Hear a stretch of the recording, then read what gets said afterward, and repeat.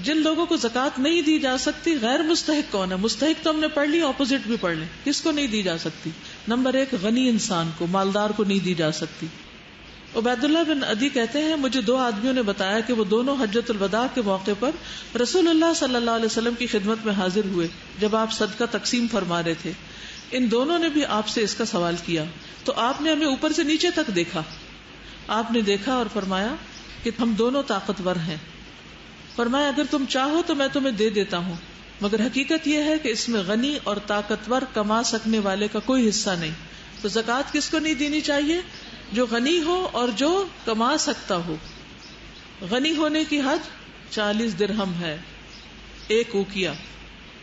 جس کے پاس صبح شام کا کھانا ہو اس کو بھی نہیں مانگنا چاہیے. رسول اللہ صلی اللہ علیہ وسلم نے فرمایا جو شخص مانگتا ہے حالانکہ بقدر کفایت اس کے پاس موجود ہو، وہ اپنے لیے آگ کا اضافہ کرتا ہے. ایک اور روایت میں آتا ہے جس کے پاس دن اور رات کے لیے پیٹ بھر کے کھانا موجود ہو اس کو سوال کرنے کا حق نہیں. ذریعہ معاش صرف نوکری نہیں ہوتی، انسان کوئی بھی کام کر سکتا ہے. مزدوری کر لے نا، کئی طریقے ہیں. دیکھیے جو شخص چاہے گا نا کہ اللہ اس کو حلال کا رزق دے، اللہ اس کے لیے ضرور راستہ کھولے گا. یہ کہنا اپنی لغت سے باہر نکال دیں، یہ کام نہیں ہو سکتا. اللہ نے ہمیں نکما نہیں پیدا کیا اور نہ نکما رہنے کے لیے.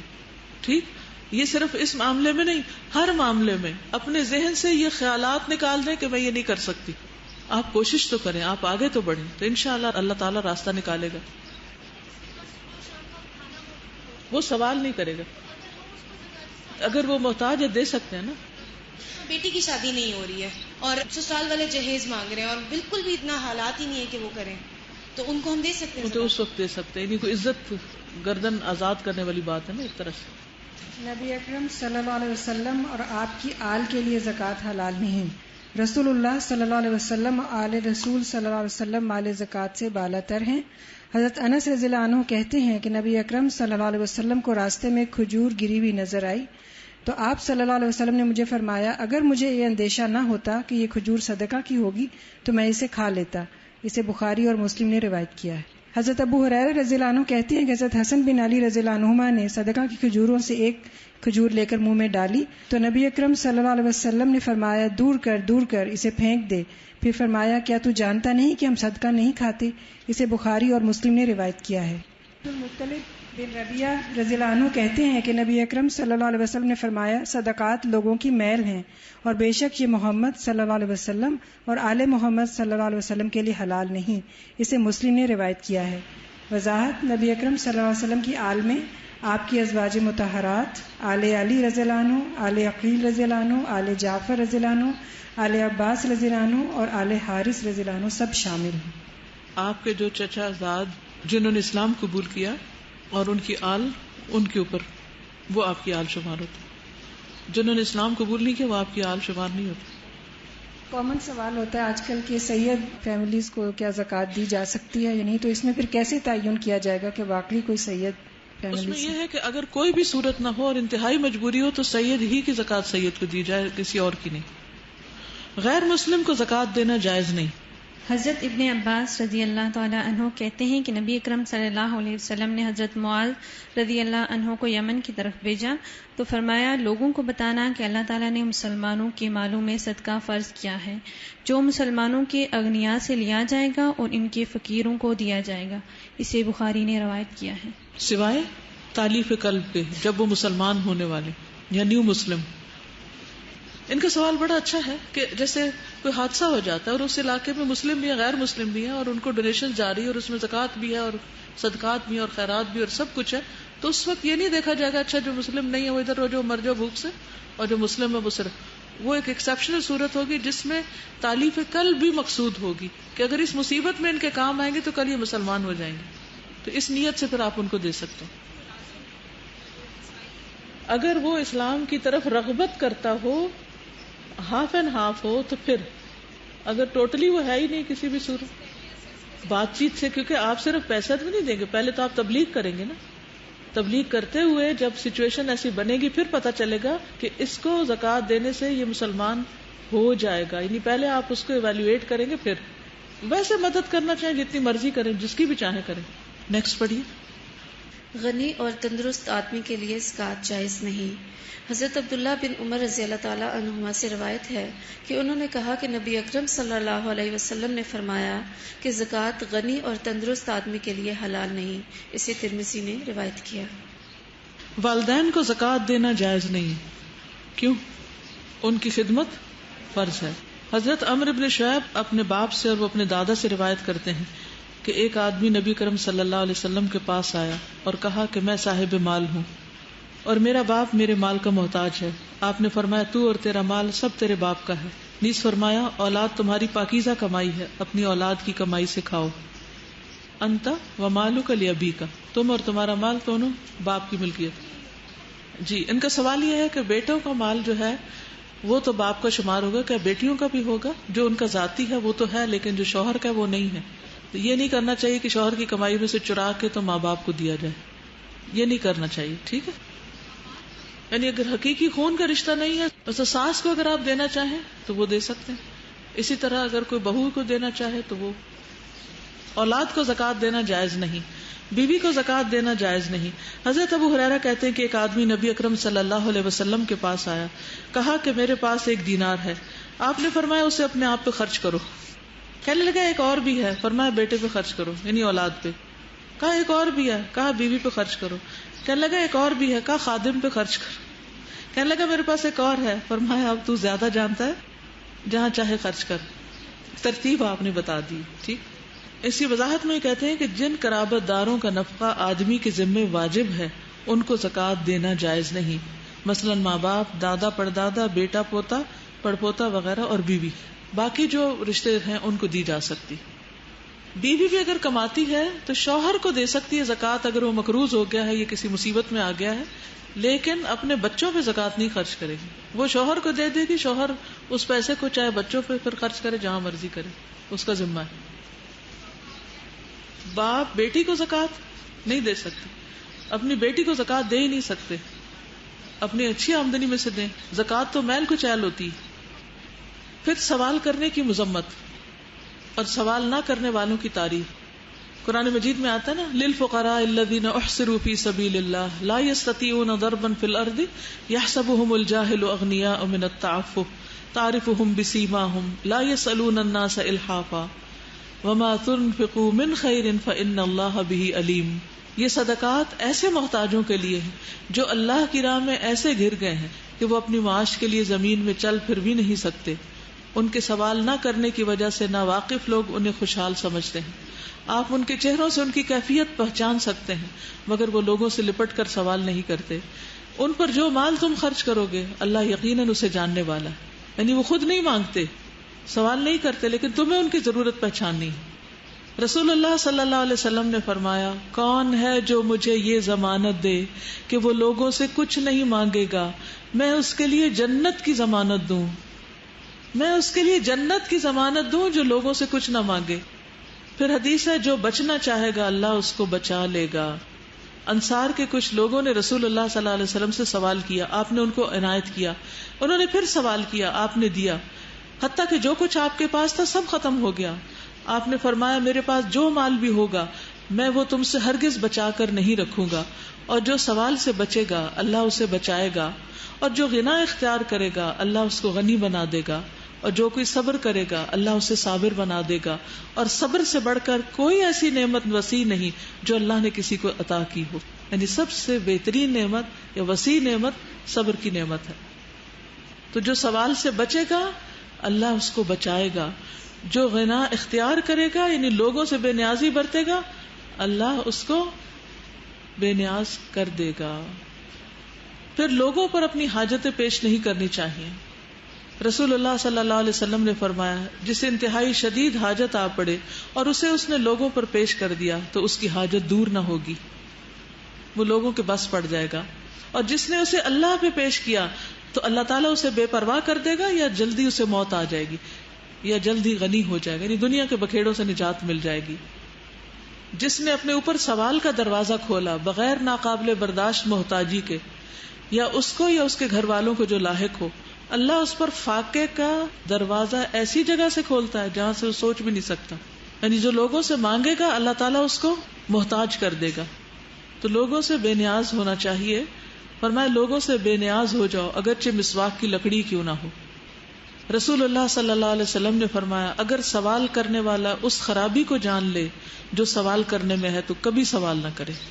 قیامت کے دن ایسا شخص اس کا چہرہ گوشت سے محروم ہوگا جو دنیا میں سوال کرتا ہے. سوچیے جیسے وہ ڈھانچہ نہیں ہوتا, اسکیلٹن ہوتا ہے, اس طرح اس کا چہرہ ہوگا. فرمایا سوال کرنا اپنے آپ کو نوچنا ہے, اس سے انسان اپنا چہرہ چھیلتا اور نوچتا ہے. چنانچہ جو چاہے اپنی چہرے کی آبرو باقی رکھے اور جو چاہے ضائع کر دے. اور پھر اس شخص کا بھی حال آپ کو معلوم ہے نا کہ جس کے پاس کچھ نہیں تھا اس نے آپ سے آ کے سوال کیا تو آپ نے اس کو کیا فرمایا کہ جا کے کیا کرو, تمہارے گھر میں جو ہے اسے لاؤ. وہ جو تھا لایا, اس کو بیچا, آپ نے اسے کلاڑی لے کر دی اور کہا جاؤ جنگل میں لکڑیاں کاٹو اور آ کے بیچو. اور کچھ ہی دنوں میں وہ شخص غنی ہو گیا. 89 پیج نکالیے مسائل متفرقہ, یہ زکوٰۃ سے متعلق ہیں, ان پر بات کرنی ضروری ہے. حکومت زکوٰۃ لے لے تو آدمی فرض سے بری ذمہ ہو جاتا ہے. آپ نے بینک میں پیسے رکھے ہوئے تھے, وہاں سے زکوٰۃ کٹ گئی, آپ کی زکوٰۃ ادا ہو گئی. حضرت انس سے روایت ہے کہ ایک آدمی نے رسول اللہ صلی اللہ علیہ وسلم سے کہا جب میں زکوٰۃ آپ کے قاصد کو دے دوں تو کیا میں اللہ تعالیٰ اور اس کے رسول کے ہاں بری ذمہ ہو گیا؟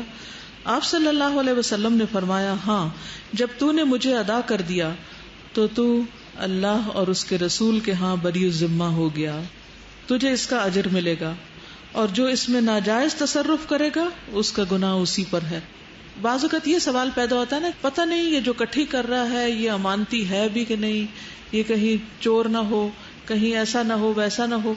نہیں, انسان ایک حد تک تحقیق کر سکتا ہے, اس سے آگے مکلف نہیں. اگر گورنمنٹ نے کسی شخص کو اپوائنٹ کیا ہے تو آپ کا فرض ہے اس پہ ٹرسٹ کر کے اس کو دے دیں. اگر وہ اس میں سے کچھ کمی بیشی کرتا ہے تو اس کا وہ ذمہ دار ہوگا, آپ نہیں ہوں گے, آپ کی زکوٰۃ ادا ہو جائے گی. واضح؟ بیوی کا اپنے ذاتی مال سے غریب خامند کو زکوٰۃ دینا نہ صرف جائز بلکہ افضل ہے. حضرت عبداللہ کی بیوی حضرت زینب کہتی ہیں کہ میں نے مسجد میں رسول اللہ صلی اللہ علیہ وسلم کو دیکھا, آپ نے فرمایا صدقہ کرو اگرچہ اپنے زیوروں سے ہو. اور حضرت زینب حضرت عبداللہ پر اور کچھ یتیموں پر جو ان کی پرورش میں تھے خرچ کیا کرتی تھیں, یعنی شوہر کو بھی دیتی تھی اور ان کے زیر سایہ جو بچے پل رہے تھے یتیم ان کو بھی. انہوں نے حضرت عبداللہ سے کہا نبی اکرم صلی اللہ علیہ وسلم سے پوچھو اگر میں اپنا صدقہ اپنے خاوند اور چند یتیم بچوں کو جو میری پرورش میں ہے دے دوں تو کیا یہ درست ہے؟ حضرت عبداللہ نے کہا تم خود ہی جا کر نبی صلی اللہ علیہ وسلم سے دریافت کر لو. آخر حضرت زینب آپ کے پاس آئیں, وہاں ایک انصاری عورت کو دروازے پر پایا, وہ بھی میرے جیسا مسئلہ پوچھنے آئی تھی. اتنے میں حضرت بلال ہمارے سامنے نکلے. ہم نے ان سے کہا نبی اکرم صلی اللہ علیہ وسلم سے پوچھو اگر میں اپنے خاوند اور چند یتیموں کو جو میری پرورش میں ہے زکوٰۃ دے دوں تو کیا درست ہے؟ ہم نے کہہ دیا کہ ہمارا نام نہ لینا. حضرت بلال نے آپ سے عرض کیا 2 عورتیں یہ مسئلہ پوچھتی ہیں. آپ نے فرمایا کون سی عورتیں؟ حضرت بلال نے کہا زینب نامی. آپ نے فرمایا کون سی زینب؟ حضرت بلال نے کہا عبداللہ بن مسعود کی بیوی. آپ نے فرمایا بے شک درست ہے اور ان کو دگنا ثواب ملے گا, ایک تو قرابت داری کا اجر اور دوسرے زکوٰۃ کا اجر. یہاں آپ نے تھوڑی سی تحقیق کی سوال کرنے والے کے بارے میں. کیوں؟ یعنی بعض اوقات جو مسئلہ لے کر آتا ہے اس مسئلے کا حل بتانے کے لیے مزید کچھ سوال ضروری ہوتے ہیں, اور کبھی پرسنل لیول کے سوال بھی ضروری ہوتے ہیں, کیونکہ کچھ لوگ مسئلے کا آدھا پہلو بتاتے ہیں, پورا نہیں بتاتے. اور وہ آدھا کیوں بتاتے ہیں؟ وہ اپنی مرضی کا جواب لینا چاہتے ہیں. تو جب آپ کو تھوڑا بیک گراؤنڈ معلوم ہوتا ہے تو آپ زیادہ بہتر فیصلہ کر سکتے ہیں. اس لیے نبی صلی اللہ علیہ وسلم نے سوالات کیے تھے. اپنے عزیز اور اقارب اور رشتہ داروں کو زکوٰۃ دینا افضل ہے. حضرت سلمان بن عامر کہتے ہیں کہ رسول اللہ صلی اللہ علیہ وسلم نے فرمایا مسکین کو زکوٰۃ دینا اکہرا ثواب ہے اور رشتہ دار کو زکوٰۃ دینا دوہرا ثواب ہے, ایک زکوٰۃ کا اور دوسرے صلہ رحمی رشتہ جوڑنے کا. غلطی سے زکوٰۃ صدقہ غیر مستحق یا فاسق آدمی کو دے دیا جائے تب بھی اس کا پورا ثواب مل جاتا ہے. حضرت ابو ہریرہ کہتے ہیں کہ نبی اکرم صلی اللہ علیہ وسلم نے فرمایا ایک آدمی نے کہا میں آج کی رات صدقہ دوں گا. وہ اپنا صدقہ لے کر نکلا اور ایک زانیہ عورت کے ہاتھ میں دے دیا. صبح کو لوگ چرچا کرنے لگے رات زانیہ کو صدقہ دیا گیا. اس نے کہا اے اللہ تعریف تیرے ہی لیے ہے, میرا صدقہ زانیہ کو مل گیا. اس نے کہا کہ میں آج رات پھر صدقہ کروں گا. وہ صدقہ لے کر نکلا اور ایک مالدار کو دے دیا. لوگوں نے باتیں کی کہ آج رات کوئی مالدار کو صدقہ دے گیا. اس نے کہا اے اللہ تعریف تیرے ہی لیے ہے، میرا صدقہ مالدار کے ہاتھ لگ گیا، میں آج پھر صدقہ دوں گا۔ وہ صدقہ لے کر نکلا اور ایک چور کے ہاتھ میں دے دیا۔ صبح لوگوں نے کہنا شروع کیا رات کسی نے چور کے ہاتھ میں صدقہ دیا۔ اس نے کہا کہ اے اللہ تعریف تیرے ہی لیے ہے، میرا صدقہ زانیہ، غنی اور چور کے ہاتھ لگ گیا۔ اسے خواب میں کہا گیا تیرے سب صدقے قبول ہو گئے، زانیہ کو اس لیے کہ شاید وہ زنا سے بچ جائے، غنی کو اس لیے کہ شاید اسے شرم آئے اور عبرت ہو، اور چور کو اس لیے شاید کہ وہ چوری سے باز آ جائے۔ اسے مسلم نے روایت کیا ہے۔ ٹھیک ہے، یعنی آپ کا فرض ہے دینا، لینے والا اگر چور ہے تو وہ اس کی ذمہ داری، آپ کی زکوٰۃ لگ جائے گی۔ اسی طرح کوئی شخص اپنے آپ کو آ کے انتہائی محتاج بتاتا ہے، آپ اس کو زکوٰۃ دے دیتے ہیں، بعد میں پتہ چلتا ہے کہ نہیں وہ تو فراڈ کرنے والا شخص تھا، اب آپ کیا کہیں گے میری تو زکوٰۃ ہی نہیں لگی؟ نہیں، آپ کی لگ گئی، آپ نے جو دیا دے دیا۔ زکوٰۃ کے مستحق مسکین کی تعریف، حضرت ابو ہریرہ کہتے ہیں کہ نبی اکرم صلی اللہ علیہ وسلم نے فرمایا مسکین وہ نہیں جو لوگوں کے پاس گھومتا رہتا ہے، ایک لقمہ یا دو لقمہ، ایک کھجور یا دو کھجور کی خواہش اسے در بدر لیے پھرتی، بلکہ در حقیقت مسکین وہ ہے جس کو اتنی دولت نہیں ملتی جو اسے مانگنے سے بے پرواہ کر دے، نہ ہی کوئی اس کا حال جانتا ہے کہ اسے صدقہ دے، نہ ہی وہ کسی سے سوال کرنے کو نکلتا ہے۔ اسے بخاری نے روایت کیا، یعنی وہ کسی سے مانگتا نہیں، کسی کے پیچھے نہیں پڑتا، وہ چمٹتا نہیں، اس کا حال پہچاننا پڑتا ہے۔ دوسروں سے سوال نہ کرنے والے کے لیے رسول اللہ صلی اللہ علیہ وسلم نے جنت کی ضمانت دی، یہ حدیث پیچھے آپ کو بتائی جا چکی۔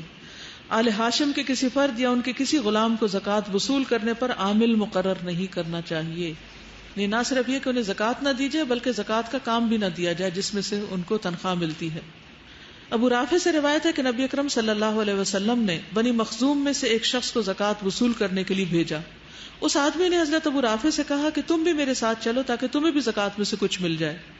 ابو رافع نے کہا اچھا میں پہلے پوچھ لوں۔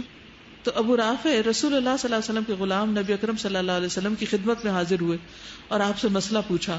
آپ نے فرمایا قوم کا غلام بھی انہی میں سے ہوتا ہے اور ہمارے لیے صدقہ حلال نہیں، اس لیے تم اس جاب پر نہیں کام کر سکتے۔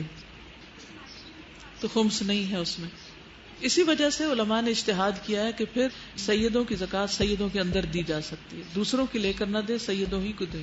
مقروض مالدار پر زکوٰۃ واجب نہیں۔ حضرت یزید بن خصیفہ سے روایت ہے کہ انہوں نے سلیمان بن یسار سے سوال کیا کہ ایک آدمی مالدار ہے اور اس پر قرضہ بھی ہے، کیا اس پر زکوٰۃ ہے؟ انہوں نے کہا نہیں۔ مال زمار جس کے واپس ملنے کی امید نہ ہو اس کی زکوٰۃ کا حکم۔ حضرت ایوب بن ابی تمیمہ سختیانی سے روایت ہے کہ حضرت عمر بن عبدالعزیز نے ایک مال کے سلسلے میں جسے بعض حاکموں نے ظلم سے چھین لیا تھا کہ مالک کو اس کا مال واپس کریں اور اس میں سے گزرے ہوئے سالوں کی زکوٰۃ وصول کر لیں۔ اس کے بعد پھر خط لکھا کہ اس مال سے گزشتہ تمام سالوں کی زکوٰۃ نہ لی جائے بلکہ صرف ایک دفعہ زکوٰۃ لے لی جائے، کیونکہ وہ مال زمار تھا، اسے مالک نے روایت کیا۔ جس مال کے واپس ملنے کا یقین ہو، مثلا قرض یا پروویڈنٹ فنڈ، تو اس پر سال بسال زکوٰۃ دی جائے گی، لیکن جس مال کے ملنے کی امید نہ ہو، جب مل جائے تو گزشتہ تمام سالوں کی زکوٰۃ ادا کرنے کی بجائے مال زمار کی طرح ایک مرتبہ زکوٰۃ ادا کر دینا کافی ہے۔ جی، مقروض پر زکوٰۃ نہیں۔ اس کی کئی قسمیں ہیں مقروض کی۔ ایک وہ ہے جس کے پاس گھر ہے، گاڑی بھی ہے، لیکن اس پہ کوئی تاوان آ گیا، اس نے کہیں سے قرضہ لیا، کار کا ایکسیڈنٹ ہو گیا یا کچھ ہو گیا، وہ مقروض ہے۔ تو اس کے پاس اگر کچھ ایسا سامان ہے کہ جس پہ زکوٰۃ لگتی ہے، کوئی بزنس ہے، تو وہ پہلے اس سے قرضہ ادا کرے گا۔ ٹھیک ہے، زکوٰۃ دینے کی بجائے وہ اس زکوٰۃ اور زکوٰۃ کے علاوہ مال سے قرض دے گا، اس کو زکوٰۃ نہیں دینی ہوگی، کیونکہ قرض ادا کرنا فرض ہے۔ تو جب دو فرض برابر آ جائے تو دیکھا جائے گا کون سا دونوں میں سے مقدم ہے، پرائرٹی کس کی ہوگی۔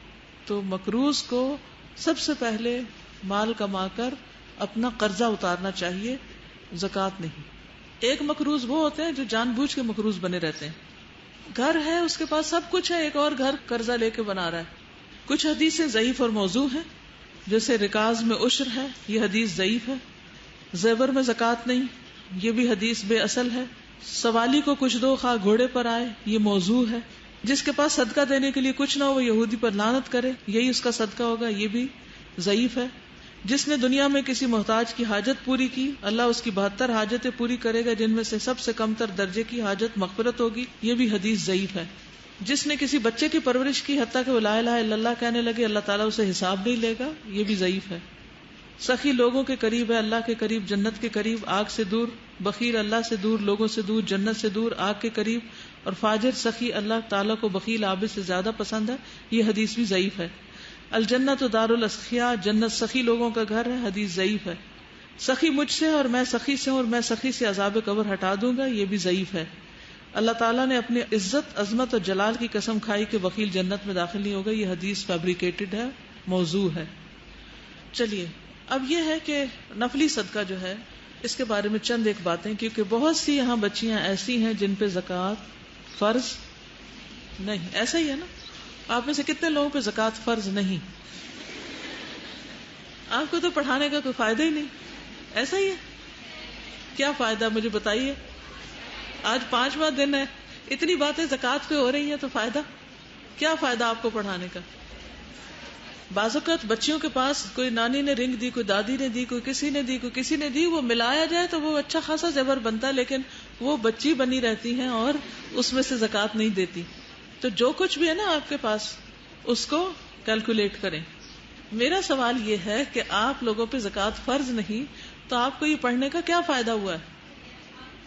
تاکہ دوسروں کی مدد کر سکیں، جو آپ سے سوال پوچھے اس کو آپ بتا سکیں، اور جس وقت آپ کے پاس کوئی قابل زکوٰۃ مال آئے آپ فوراً ادا کرنے کے قابل ہو سکے. آپ دعا کریں کہ اللہ آپ کو زکوٰۃ دینے والا بنائے. کہ زکوٰۃ اگرچہ سب پر فرض نہیں لیکن ہر مسلمان پر صدقہ واجب ہے، اور خصوصاً صدقۃ الفطر. نبی صلی اللہ علیہ وسلم نے فرمایا ہر مسلمان پر صدقہ واجب، اور یہ صحیح بخاری کی روایت ہے. قال علی کل مسلم صدقہ. نمبر 2، ہر روز صدقہ کرنا لازم ہے. ہر روز. رسول اللہ صلی اللہ علیہ وسلم نے فرمایا ہر دن جس میں سورج طلوع ہوتا ہے انسان کے ہر جوڑ پر صدقہ لازم ہو جاتا ہے. ایوری ڈے نیا صدقہ. یہ نہیں ایک دفعہ مہینے میں کر لیا، ہفتے میں کر لیا. پھر نبی صلی اللہ علیہ وسلم نے فرمایا ہر روز بنی آدم کے اعضاء میں سے ہر عضو پر صدقہ ہوتا ہے. جو صدقہ ادا نہیں کرتا اپنے آپ کو آگ سے آزاد نہیں کرتا. صحیح مسلم کی روایت ہے کہ بنی آدم کے ہر انسان کو 360 جوڑوں پہ پیدا کیا گیا ہے. پس جو شخص اللہ اکبر، الحمدللہ، لا الہ الا اللہ، سبحان اللہ، استغفر اللہ کہے، مسلمان کے راستے سے پتھر یا کانٹا یا ہڈی ہٹا دے یا نیکی کا حکم دے اور برائی سے روکے، تو یہ اس کے 360 جوڑوں کے شمار کے برابر ہے. جو 360 ایسی نیکیاں کر لے وہ آزاد ہو گیا آگ سے. وہ اس دن جب شام کرے گا تو اپنے نفس کو جہنم کی آگ سے دور کر لے گا. ٹھیک ہے؟ تو زکوٰۃ تو نہیں ہے آپ پر، لیکن کیا ہے؟ صدقہ ہے. اور روز کم از کم کتنا صدقہ کرنا چاہیے؟ 360 روپے کر دیں، یا 360 نیکیاں کر لیں، یا 360 ذکر کر لیں. یعنی کچھ نہ کچھ کریں. نکمے ہڈ حرام لوگ اللہ کو پسند نہیں، کہ جو زبان بھی نہیں ہلاتے، ہاتھ پاؤں ہلانا تو دور کی بات، زبان بھی نہیں ہلاتے، کچھ نہیں کرتے. کوئی ان سے پانی بھی مانگ لے تو پلانے کے روادار نہیں. اور اگر اشراق کے 2 نفل پڑھ لیں تو یہ سارے جوڑوں کا صدقہ. ٹھیک ہے؟ صدقہ کرنے کا فائدہ کیا ہے؟ کیا ملے گا آپ کو؟ آپ کی راہیں آسان ہوگی. فَأَمَّا مَنْ أَعْطَى وَاتَّقَى وَصَدَّقَ بِالْحُسْنَى فَسَنُيَسِّرُهُ لِلْيُسْرَى. اس کے لیے یسرا ہے، آسانی ہے. نبی صلی اللہ علیہ وسلم نے فرمایا بلال خرچ کیا کرو اور عرش والے کی جانب سے مفلسی سے نہ ڈرا کرو. یعنی صدقہ دینے سے آپ غریب فقیر نہیں ہوگے، اللہ تعالیٰ آپ کو اور زیادہ عطا کرے گا. صدقہ شیطان کو شکست دینے کے لیے بہترین ہتھیار ہے. جب آدمی اپنا صدقہ نکالتا ہے تو اس کے ساتھ 70 شیطانوں کے جبڑے توڑ کے صدقہ کرتا ہے. تو شیطان کو پیٹنے کا، مزہ چکھانے کا موقع ہوتا ہے. شیطان کی شکست کے لیے مومن کا ہتھیار ہے، یوں کہہ لیجیے. صدقہ جسم کی حفاظت کرتا ہے، بیماریوں سے محفوظ رکھتا ہے، بیماریوں کا علاج بھی ہے. نبی صلی اللہ علیہ وسلم نے فرمایا اپنے مریضوں کا علاج صدقے سے کیا کرو. یعنی بیمار ہو جائیں تو دوائی لینے سے پہلے کیا کرو؟ صدقہ کرو، کسی اور غریب کی دوائی لے کر دے دو. یہ تو دنیا کے کچھ فائدے تھے. آخرت کا کیا فائدہ ہے؟ مومن قیامت کے دن اپنے صدقے کے سائے میں ہوگا. مرثد کہتے ہیں کہ وہ اہل مصر کے پہلے آدمی تھے جو مسجد میں جاتے تھے، اور جب بھی مسجد جاتے ان کی آستینوں میں صدقہ دینے کے لیے پیسے، روٹی یا گیہوں ہوتا. بعض اوقات میں نے دیکھا کہ وہ صدقہ کرنے کے لیے پیاز ہی اٹھا لاتے. راوی کہتے ہیں میں نے کہا ابو الخیر اس سے آپ کے کپڑوں میں بدبو ہو جاتی ہے۔ وہ کہتے اے ابن ابی حبیب میں نے اپنے گھر میں اس کے علاوہ کوئی اور چیز صدقے کے لیے نہیں پائی، اور مجھے اصحاب رسول صلی اللہ علیہ وسلم میں سے ایک شخص نے آپ صلی اللہ علیہ وسلم کی یہ حدیث سنائی کہ مومن کا سایہ قیامت کے روز اس کا صدقہ ہوگا۔ آپ کا امبریلا ہے آپ کا صدقہ، آگ سے بچنے اور جنت میں جانے کا ذریعہ ہے۔ جس نے اللہ کی راہ میں جوڑا خرچ کیا اس کو جنت کے ہر دروازے سے جنت کے خزانچی بلائیں گے، ادھر آ جاؤ ادھر آ جاؤ۔ ایک آدمی جنت میں داخل ہوا تو وہ دیکھتا ہے کہ اس کے دروازے پر لکھا ہوا ہے صدقہ کا ثواب 10 گنا اور قرضے کا ثواب 18 گنا، 18 ٹائم زیادہ۔ صدقہ نہ کرنے کا نقصان کیا ہے؟ ایسا مال جس کا صدقہ نہ دیا جائے ضائع ہو جاتا ہے۔ فرشتے اس کے لیے بد دعا کرتے ہیں کہ اللہ جو نہیں دیتا اس کا مال ضائع کر دے۔ اور وہ حدیث ام کعب والی یاد ہے کہ حضرت کعب بیمار ہوئے تو نبی صلی اللہ علیہ وسلم ان کی عیادت کے لیے گئے تو آپ نے فرمایا ابشر یا کعب، تو انہوں نے سمجھا شاید جنت کی بشارت دے رہے ہیں۔ جلدی سے ماں کہنے لگی بیٹا تمہیں جنت کی مبارک ہو۔ آپ نے فرمایا یہ اللہ پہ کون قسم چڑھا رہی، یعنی کس نے ان کے ہاتھ میں فیصلہ دیا؟ کعب نے کہا اللہ کے رسول صلی اللہ علیہ وسلم یہ میری والدہ ہے۔ آپ نے فرمایا اے ام کعب تمہیں کیا معلوم شاید کعب نے کوئی بے مقصد بات کی ہو یا ایسی چیز سے روکا ہو جو اسے غنی نہ کرتی ہو، یعنی معمولی چیز دینے سے انکار کیا ہو۔ تو بعض اوقات ہم معمولی چیز دینے سے جو انکار کر دیتے ہیں وہ دراصل اپنے لیے رکاوٹ پیدا کر دیتے ہیں، تو اس لیے کوئی شخص جنت کی گارنٹی نہیں دے سکتا۔ تو صدقہ نہ کرنا اور کسی کی ضرورت پوری نہ کرنا معمولی چیز نہیں ہے۔ عبداللہ بن عمر سے روایت ہے کہ رسول اللہ صلی اللہ علیہ وسلم نے فرمایا اگر کسی شخص کے پاس اس کے چچا کا بیٹا آئے اور اس سے فضل کا سوال کرے جو اللہ نے اسے عطا کیا ہو اور وہ اس کو منع کر دے کہ میں نہیں دے سکتا، تو قیامت کے دن ایسے شخص سے اللہ اپنا فضل روک لے گا۔ نبی صلی اللہ علیہ وسلم نے ایک پیشن گوئی یہ بھی کی کہ قرب قیامت لوگ صدقے سے ناواقف ہوں گے۔